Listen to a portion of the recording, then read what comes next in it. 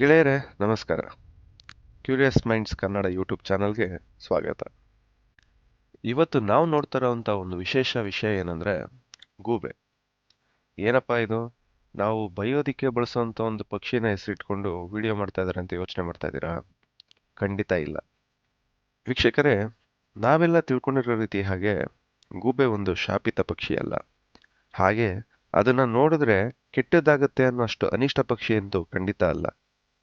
ಹಾಗಾದ್ರೆ ಬನ್ನಿ, ಈ ವಿಡಿಯೋದಲ್ಲಿ ನಾವು ಗೂಬೆಯ ಶಕ್ತಿಗಳ ಬಗ್ಗೆ, ಪುರಾಣ ಕಥೆಗಳ ಬಗ್ಗೆ, ಹಾಗೂ ವಿಜ್ಞಾನ ಇದನ್ನ ಹೇಗೆ ಬಳಸ್ಕೊಂಡು ಮುಂದುವರಿತಾ ಇದೆ ಅನ್ನೋದ್ರ ಬಗ್ಗೆ, ಮತ್ತೆ ಇದರ ಪಾರಂಪರಿಕ ನಂಬಿಕೆಗಳ ಬಗ್ಗೆ ಸಂಪೂರ್ಣವಾಗಿ ತಿಳ್ಕೊಳ್ಳೋಣ.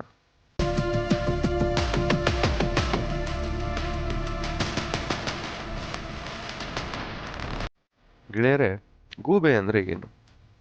ಅದು ಒಂದು ಪಕ್ಷಿ. ರಾತ್ರಿಯೆಲ್ಲ ಎದ್ದಿರುತ್ತೆ ಅನ್ನೋದು ಬಿಟ್ರೆ ನಮ್ಗಳಿಗೆ ಬೇರೆ ಏನೂ ಗೊತ್ತಿಲ್ಲ.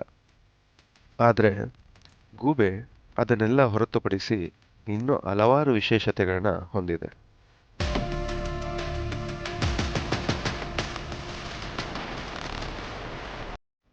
ಗೂಬೆ ಒಂದು ರಾತ್ರಿಚರ ಪಕ್ಷಿ.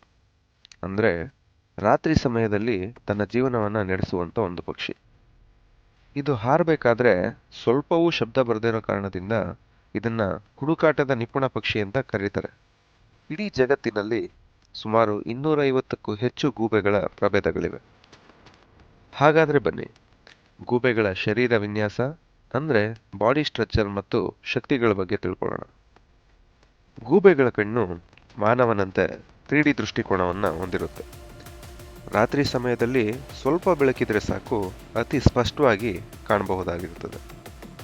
ಆದರೆ ಇಲ್ಲಿ ವಿಶೇಷತೆ ಏನಂದ್ರೆ ಎಲ್ಲ ಪ್ರಾಣಿಗಳ ಕಣ್ಗಳು ಆ ಕಡೆ ಈ ಕಡೆ ಚಲನೆ ಮಾಡುವಂಥ ಶಕ್ತಿಯನ್ನು ಹೊಂದಿರ್ತವೆ. ಆದರೆ ಗೂಬೆಗಳಿಗೆ ಕಣ್ಣನ್ನು ತಿರುಗಿಸುವಂಥ ಶಕ್ತಿ ಇರಲ್ಲ. ಇದೇ ಕಾರಣಕ್ಕಾಗಿ ಗೂಬೆಗಳು ಬೇರೆ ದಿಕ್ಕಿನಲ್ಲಿ ನೋಡೋಕೆ ತಮ್ಮ ತಲೆಯನ್ನೇ ತಿರುಗಿಸ್ತವೆ. ಗೂಬೆಗಳಿಗೆ ತಮ್ಮ ತಲೆಯನ್ನ 270 ಡಿಗ್ರಿ ತಿರುಗಿಸುವಷ್ಟು ಶಕ್ತಿಯನ್ನು ಹೊಂದಿರ್ತವೆ. ಜೊತೆಗೆ ಅದರ ಕಿವಿಗಳು ಅಸಮಾನ ಉದ್ದದಲ್ಲಿ ಅಂದರೆ ನಾನ್ ಸಿಮೆಟ್ರಿಕಲ್ ಆಗಿ ಇರ್ತವೆ. ಇದು ಡೈರೆಕ್ಷನಲ್ ಹಿಯರಿಂಗ್ ಅಂದ್ರೆ ಯಾವ ಒಂದು ದಿಕ್ಕಿನಲ್ಲಿ ಎಷ್ಟು ಶಬ್ದ ಬರ್ತಾ ಇದೆ ಅನ್ನೋ ಆಧಾರದ ಮೇಲೆ ಅದು ಬೇಟೆಯಾಡೋದಕ್ಕೆ ಸಹಾಯ ಮಾಡುತ್ತೆ. ಹಾಗೆ ಗೂಬೆಗಳು ಅತಿ ವಿಶೇಷ ಅನ್ಸ್ಕೊಳ್ಳೋದೆ ಈ ಒಂದು ವಿಚಾರಕ್ಕಾಗಿ. ಮೌನ ಹಾರಾಟ ಅಂದ್ರೆ ಸೈಲೆನ್ಸ್ ಫ್ಲೈಯಿಂಗ್. ಗೂಬೆಗಳು ಹಾರಬೇಕಾದ್ರೆ ಶಬ್ದ ಬರೋದಿಲ್ಲ. ಅದಕ್ಕೆ ಮುಖ್ಯ ಕಾರಣ ಏನಂದ್ರೆ ಪ್ರೈಮರಿ ಫೆದರ್ಸ್ ಅಥವಾ ಮುಖ್ಯ ರೆಕ್ಕೆಗಳು ಹಗ್ಗದ ತುದಿಯಂತೆ ಸೆರಾಟೆಡ್ ಆಗಿರ್ತವೆ. ಸೆರಾಟೆಡ್ ಅಂದ್ರೆ ತನ್ನ ಪ್ರಥಮ ಭಾಗ ಮಂದವಾಗಿದ್ದು ತನ್ನ ತುದಿಯ ಭಾಗ ತುಂಬಾ ಚೂಪಾಗಿರುತ್ತದೆ. ಇದರ ರೆಕ್ಕೆಯ ವಿನ್ಯಾಸ ಅಥವಾ ಡಿಸೈನ್ನಿಂದ ಮೇಲೆ ಹಾರಬೇಕಾದ್ರೆ ಈ ರೆಕ್ಕೆಗಳು ಗಾಳಿಯನ್ನ ಸೀಳ್ತವೆ. ಗಾಳಿಯನ್ನು ಸೀಳೋ ಕಾರಣದಿಂದ ಇದು ಹಾರಬೇಕಾದ್ರೆ ಯಾವುದೇ ಒಂದು ಶಬ್ದನೂ ಬರೋದಿಲ್ಲ.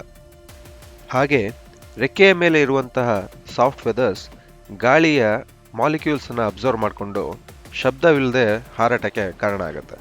ನಾವು ಶಬ್ದವನ್ನ ಡೆಸಿಬಲ್ ಅನ್ನೋ ಒಂದು ಯೂನಿಟಿಂದ ಮೆಷರ್ಮೆಂಟ್ ಮಾಡ್ತೀವಿ.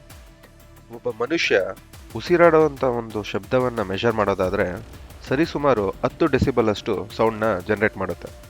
ಆದರೆ ಗೂಬೆಯ ಹಾರಾಟದ ಶಬ್ದ 0ಯಿಂದ 10 ಡೆಸಿಬಲ್ ಅಷ್ಟು ಒಳಗಡೆ ಇರುತ್ತೆ. ಅಂದರೆ ಒಬ್ಬ ಮನುಷ್ಯ ಉಸಿರಾಡೋ ಶಬ್ದಕ್ಕಿಂತ ಗೂಬೆ ಹಾರಾಟದ ಶಬ್ದ ಕಡಿಮೆ. ಈ ಒಂದು ಅಧ್ಯಯನ ಮಾಡಲು UK's royal society of biology ಎಂಬ ಸಂಸ್ಥೆ ಗೂಬೆ ಹಾರುವಾಗ ಉತ್ಪತ್ತಿಯಾಗುವ ಶಬ್ದವನ್ನು ಹೈಲಿ ಸೆನ್ಸಿಟಿವ್ ಮೈಕ್ರೋಫೋನ್ಸ್ ಉಪಯೋಗಿಸಿ ಒಂದು ಎಕ್ಸ್ಪೆರಿಮೆಂಟ್ ಮಾಡ್ತಾರೆ. ಆ ಎಕ್ಸ್ಪೆರಿಮೆಂಟ್ನ ವಿಡಿಯೋ ಇಲ್ಲಿದೆ ನೋಡಿ. ಈ ಒಂದು ಫಲಿತಾಂಶದ ಪ್ರಕಾರ ಗೂಬೆ 10 ಡೆಸಿಬಲ್ ಶಬ್ದಕ್ಕಿಂತ ಕಡಿಮೆ ಶಬ್ದದಲ್ಲಿ ಹಾರುತ್ತದೆ. ಹಾಗೆ ಪಾರಿವಾಳ 30 ಡೆಸಿಬಲ್, ಕಾಗೆ 35 ಡೆಸಿಬಲ್ ಹಾಗೂ ಹಂಸ 50+ ಡೆಸಿಬಲ್ ಅಲ್ಲಿ ಹಾರುತ್ತದೆ. ಈ ಒಂದು ಕಾರಣದಿಂದಾಗಿಯೇ ಗೂಬೆಯನ್ನ ಸೈಲೆಂಟ್ ಫ್ಲೈಯರ್ಸ್ ಅಂತ ಕರೀತಾರೆ. ಹಾಗೆ ಈ ಗೂಬೆಗಳನ್ನ ನಾವು ಎಲ್ಲೆಲ್ಲಿ ನೋಡ್ಬೋದು ಅನ್ನೋದಾದ್ರೆ ನಮ್ಮ 7 ಖಂಡಗಳಲ್ಲಿ ಅಂಟಾರ್ಟಿಕಾವನ್ನು ಹೊರತುಪಡಿಸಿ ಮಿಕ್ಕಿದ 6 ಖಂಡಗಳಲ್ಲಿ ಗೂಬೆಗಳನ್ನ ನೋಡ್ಬೋದು. ಅಂಟಾರ್ಟಿಕಾ ಖಂಡದಲ್ಲಿ ಮಾತ್ರ ಯಾಕೆ ಕಾಣಿಸೋದಿಲ್ಲ ಅನ್ನೋದು ನೋಡೋದೇ ಆದರೆ ಅಂಟಾರ್ಟಿಕಾ ಭೂಮಿಯ ಅತ್ಯಂತ ಚಳಿಯಾದ ಪ್ರದೇಶ. ಬಹುತೇಕ -60 ಡಿಗ್ರಿಯಷ್ಟು ಯಾವಾಗಲೂ ಸಹಜ ಚಳಿ ಇರುತ್ತದೆ. ಇಂತಹ ವಾತಾವರಣದಲ್ಲಿ ಗೂಬೆಯ ಆಹಾರವಾಗುವಂತಹ ಹಾವುಗಳು, ಇಲಿ, ಸಣ್ಣ ಹಕ್ಕಿಗಳು ಇರೋಕ್ಕೆ ಸಾಧ್ಯವಿಲ್ಲ. ಹಾಗೆ ಗೂಬೆಗಳು ಗಿಡಗಳ ಮೆಟ್ಟಿಲು, ಮರದ ಗೊಂಚಲು, ಕಂದಕಗಳಲ್ಲಿ ಗೂಡು ಮಾಡುತ್ತವೆ. ಅಂಟಾರ್ಟಿಕಾದಲ್ಲಿ ಮರಗಳೇ ಇಲ್ಲದ ಕಾರಣ ಗೂಡು ಕಟ್ಟಲು ಸಾಧ್ಯವಿಲ್ಲ. ಮುಖ್ಯವಾಗಿ ಕೆಲವು ತಿಂಗಳು 24 ಗಂಟೆ ಬೆಳಕು ಮತ್ತು 24 ಗಂಟೆ ಕತ್ತಲೇ ಇರುತ್ತದೆ. ಗೂಬೆಗಳು ರಾತ್ರಿಚರ ಪಕ್ಷಿಗಳಾದ್ದರಿಂದ ಇಂತಹ ವಾತಾವರಣದಲ್ಲಿ ಹೊಂದಿಕೊಳ್ಳಲು ಸಾಧ್ಯವಿಲ್ಲ. ಈ ಎಲ್ಲ ಕಾರಣಗಳಿಂದಾಗಿ ಗೂಬೆಗಳನ್ನ ನಾವು ಅಂಟಾರ್ಟಿಕಾ ಖಂಡದಲ್ಲಿ ನೋಡಲು ಸಾಧ್ಯವಿಲ್ಲ. ಗೆಳೆಯರೇ, ಗೂಬೆಗಳ ಶಬ್ದವಿಲ್ಲದ ಹಾರಾಟ ಮತ್ತು ಅದ್ಭುತ ಶ್ರವಣ ಶಕ್ತಿ ವಿಜ್ಞಾನ ಕ್ಷೇತ್ರದಲ್ಲಿ ಎಷ್ಟೋ ಅಭಿವೃದ್ಧಿಗೆ ಕಾರಣವಾಗಿದೆ. 3D ಸೌಂಡ್ ಡಿಟೆಕ್ಷನ್ ಮತ್ತು ಸೈಲೆಂಟ್ ಸರ್ವೈಲೆನ್ಸ್ ಡ್ರೋನ್ಸ್ ಗೂಬೆಯಿಂದ ಪ್ರೇರಿತವಾಗಿ ಕಂಡುಹಿಡಿದಿರುವಂತಹ ಒಂದು ತಂತ್ರಜ್ಞಾನ ಅಂತಲೇ ಹೇಳ್ಬೋದು. ಗೆಳೆಯರೇ, ಅಂತಿಮವಾಗಿ ಗೂಬೆ ಭಯ ಹುಟ್ಟಿಸುವ ಪಕ್ಷಿ ಅಲ್ಲ. ಇದು ನಮ್ಮ ಪ್ರಕೃತಿಯ ಅದ್ಭುತ ರಚನೆ.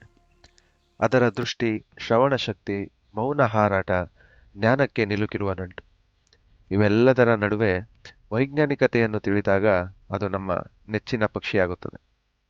ನೀವು ಗೂಬೆ ಬಗ್ಗೆ ಈಚೆಗೆ ಏನಾದರೂ ಹೊಸದನ್ನು ತಿಳಿದಿದ್ದೀರಿ ಎಂದರೆ ಕಮೆಂಟ್ನಲ್ಲಿ ತಿಳಿಸಿ.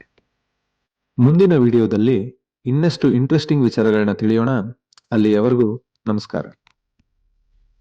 ಹಾಗೆ ನೀವಿನ್ನೂ ನಮ್ಮ ಚಾನಲ್ನ ಸಬ್ಸ್ಕ್ರೈಬ್ ಮಾಡಿಲ್ಲ ಅಂದರೆ ದಯವಿಟ್ಟು ಸಬ್ಸ್ಕ್ರೈಬ್ ಮಾಡಿ, ವಿಡಿಯೋನ ಲೈಕ್ ಮಾಡಿ ಹಾಗೆ ಶೇರ್ ಮಾಡಿ.